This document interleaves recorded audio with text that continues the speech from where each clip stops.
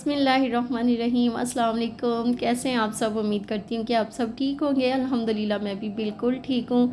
और यहाँ पे कुछ लॉन्ड्री की थी मैंने, तकरीबन हो ही चुकी है, बस कपड़े फैलाने वाले बाकी थे, सो वो मैं अभी फैला रही हूँ। और ये ना हमारा ऊपर पोर्शन जो है ना, उसका हाफ़ जो है हम लोगों ने पोर्शन कंप्लीट कर लिया हुआ है, और हाफ़ जो है ना उसमें अभी कंस्ट्रक्शन का काम बाकी है। कुछ चेंजिंग्स वगैरह करने थे, इस वजह से फ्रंट वाला एरिया जो है अभी हम लोगों ने नहीं बनाया। तो अभी मैं लॉन्ड्री इधर ही करती हूँ, जो कपड़े वगैरह फैलाने होते हैं सो मैं इधर फैला देती हूँ।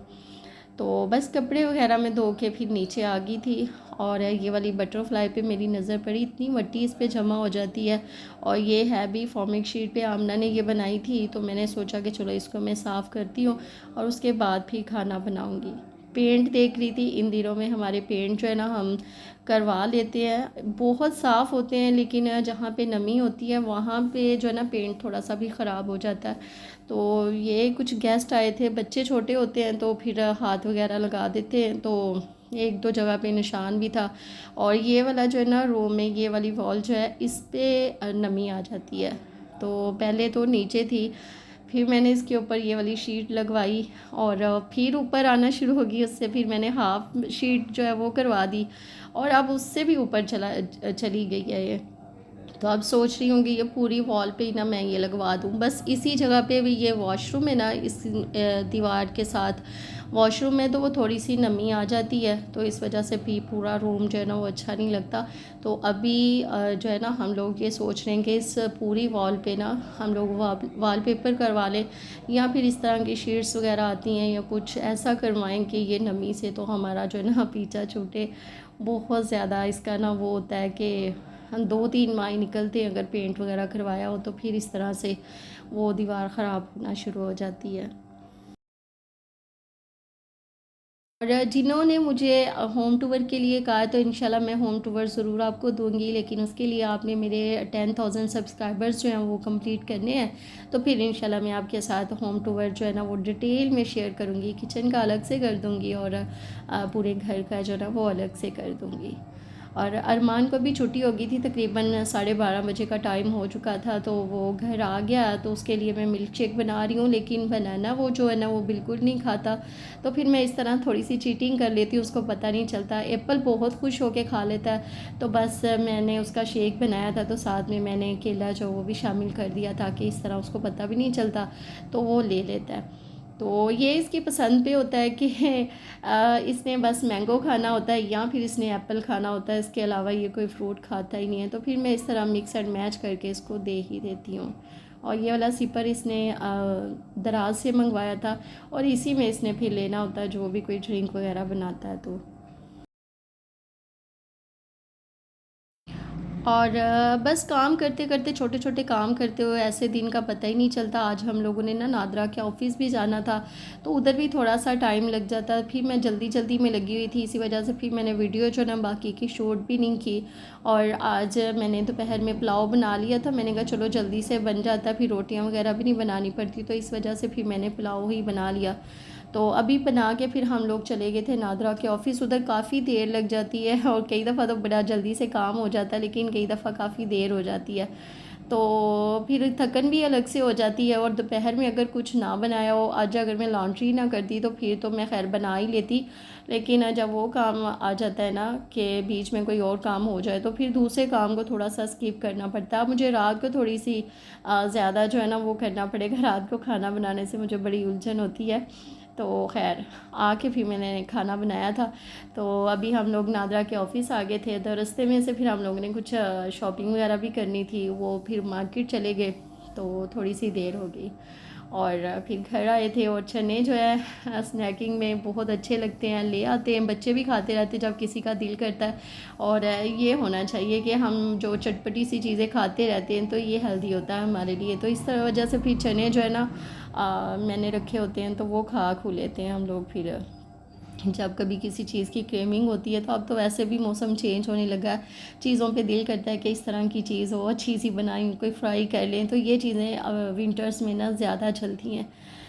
तो खैर आगे इंशाल्लाह मैं आपके साथ अच्छी अच्छी सी रेसिपीज़ जो है वो भी प्लान की हुई हैं कि आप सबके साथ मैं शेयर इंशाल्लाह ज़रूर किया करूँगी अपनी विंटर स्पेशल रेसिपीज़ भी। और यहाँ पे अभी मैं बना रही थी शामियाँ। और मैंने सोचा था कि चलो शामियाँ बना लेती हूँ, साथ में मिंट रायता बना लूँगी।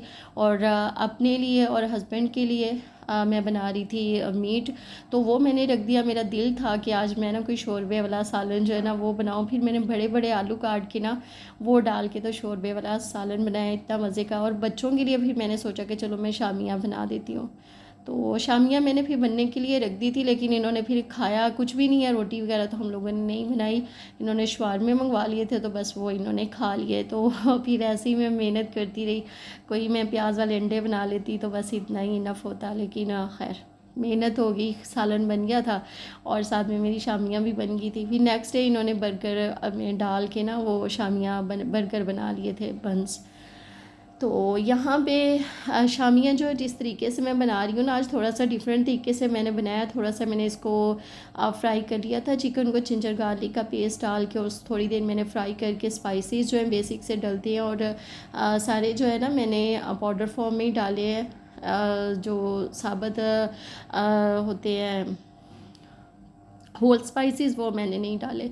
पीसी हुई फॉर्म में ही सारे मैंने इसके अंदर डाल के, बस मैंने उसके अंदर दाल जो सोख करके रखी हुई थी वो डाल दी। और बस मैंने अब पानी डाल के 1-1.5 गिलास इसको स्लो फ्लेम पे रख दिया वो पकने के लिए। उतनी देर में इस तरफ मैंने जो है ना मीट भी वो भी गलने के लिए रख दिया। और उतनी देर में फिर जो बर्तन थे वो मैंने साथ में साफ़ कर लिए। साथ साथ में कर लेते हैं तो फिर आसानी रहती है, किचन भी साफ़ हो जाता है। कभी होता है कि हलचल होती है, काम में ज़्यादा बिजी होते हैं तो फिर इतना ज़्यादा तवज्जो नहीं दी जाती और सिंक में बर्तन फिर ज़्यादा हो जाते हैं, तो फिर बाद में बहुत ज़्यादा बर्तन जमा हो जाते हैं। फिर साफ़ करने में भी बड़ा वो होता है कि जी अब साफ़ करने पड़ेंगे इतने, तो साथ साथ में करते रहे तो किचन भी साफ़ रहता है।